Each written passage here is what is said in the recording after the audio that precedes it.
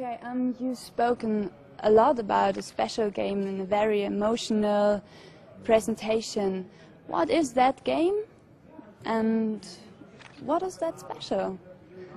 Yeah, I've been speaking about Fable 3. You know, it's the third outing of the Fable franchise. And I just said to everybody in the audience, look, we want to make a very big, bold step. You know, Lionhead's all about innovation. It's all about, you know, questioning the foundation stones of what you think of as being, you know, cast in stone. And we need to question some of those. We need to come up with a dramatic story that no one has ever played before. And we need to come up with game mechanics that no one's ever touched before. Because if we don't, then it'll just be another Fable. And that's not what Lionhead does. It doesn't do, you know, it doesn't make small steps, it makes big steps. Yeah. What does the player have to expect? What are the new techniques? How did you realize this drama? Well, the main thing that people have to expect is, you know, firstly, when you played Fable, you were a hero. You know, you were a hero out in the streets. Nice start. Which is a nice start, but this time I want you to feel powerful. It's all about feeling power. You know, what would it be like? And that's not just a male thing, it's a female thing as well. You know, female gamers, you know, they could say, look, if I was in control, if I could control everything, I wouldn't have all this, you know, poverty and suffering and, you know, I'm going to save Albion, I'm going to change it and make it more beautiful. You can do all those things if you are a king. You can't do it if you're just a hero. So half of this game is all about being a king or a queen. Where other games stop. No, you see, the crazy thing about this industry, so many times I've played so many games where I've just sat there and battled for 20 hours to be, you know, to win the crown or to be the hero, and then the game ends. Well, with Fable 2, with Fable 3, what we're going to do, for half the game it's all about becoming a rebel and joining the land together and, you know, storming this tyrant and taking over power. And then the game doesn't end. No, the game continues but changes pace completely, because then it's all about being a ruler.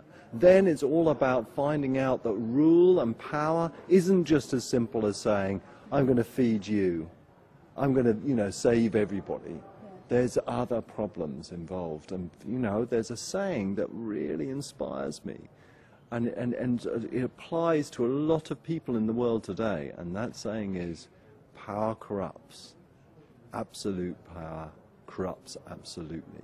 I find that fascinating, and giving you a glimpse of that to the player is fascinating. That would have been my next questions.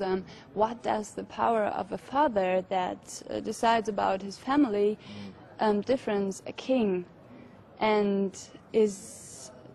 How did you realize that? Yeah, I think that's interesting, you see, because, you know, well, and it's interesting you should mention about, you know, how when you have a family and the power that you have over the children and the family you've got, you know, how does that influence your kingdom?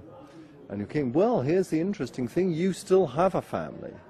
You still have children, and how much attention you're going to pay to them, how much of your sort of life is involved with them, how much is involved with the people that you knew in the past and your friends that got you to rule.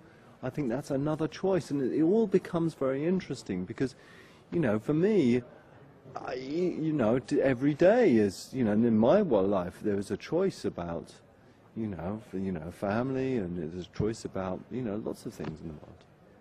How much is the powerful person, maybe a queen, connected to her folk, to her people? Yeah, this is interesting. What the connection to the people's like, because this is one of the fantastic. You know, sometimes you're so lucky when you develop to find a pot of gold, which is so valuable. And we found this pot of gold, and what we realized is, we will let you choose how much time you spend with your people. You know, and some people will lock themselves away in their huge castle, and they'll very rarely visit the people anymore. Some people will disguise themselves and go out. This is what Queen Victoria did in England. She used to, once a year, she used to disguise herself and go out with the people. Why wouldn't allow you to? Some people want to feel, you know, the appreciation of the crowd, and, you know, to have a royal procession and walk, you know, with heads held high. Some people want to lead with the front. All those choices we want to give you. So if I'm a very emotional queen, I can have as much contact as I want to. Can I touch the people? Is it visible? Yes, you can absolutely. You can touch the people. You can do some charming things. Like if you see, I really want this. I mean, I'm not telling you this is in the game, but this is the sort of inspiration that's in the game that's been inspired us. Imagine you're a queen, and imagine that you've decided that you're going to walk out into the slums of your city called Bowerstone. What would it feel like to be able to grab the hands of an orphan and take them back to your castle? To show them, you know, all the wonderful splendor of your castle and maybe let them live there. Why shouldn't you be able to do that as a ruler? Because that, you know, that feeling of power just fascinates me. Power is not only about, you know, saying we're going to go to war or I'm going to use this money for this. It's about how much of yourself you still give to the people that you've got. And keeping the people on your side, what history has shown again and again and again, is if you ignore the people, if you think they don't exist, you're going to have problems. Yeah. So I can make promises, I can decide, do I want them to be kept? Yes. And how can I judge about the people? The other thing is that, one is that a lot of the time when you're not powerful, it's all about the promises that you make to get people to follow you. You know, and that's very interesting. And we've heard this from politicians and historic figures again and again and again. And we as people just believe them every time like robots. And then they get into power and they just don't deliver on their promises. And, you know, people like Obama, you know, people created this massive shopping list of promises. Oh, he's going to do this, and he's going to do that, and he's going to save this, and he's going to save that. Almost undeliverable. And if you notice, as soon as Obama got into power, he started saying, I'm not going to be able to do all these things. Yeah. And again, this is, you are going to feel that in Fable 3. You're going to feel your ability to promise things, and then are you going to be able to deliver on those promises when you become king? The last thing is something called judgments. One of the things about power is being able to judge things. I think that this is right and this is wrong. And being at any time during those judgments, being able to say, right, I've decided, you know, you are ruler after all. Like Caesar, you can say, that's just, you know, let's kill that person, let's save that person, let's give them money, let's make them innocent, let's make them, you know, someone powerful in my court. Being able to have the freedom to decide the fate of a single person or the fate of your entire nation is really important. So I see that there is a lot of background at Fable 3, and there are a lot of current affairs that you worked with in your mind as the designer as you made Fable 3. Why? And is it that reachable for the player?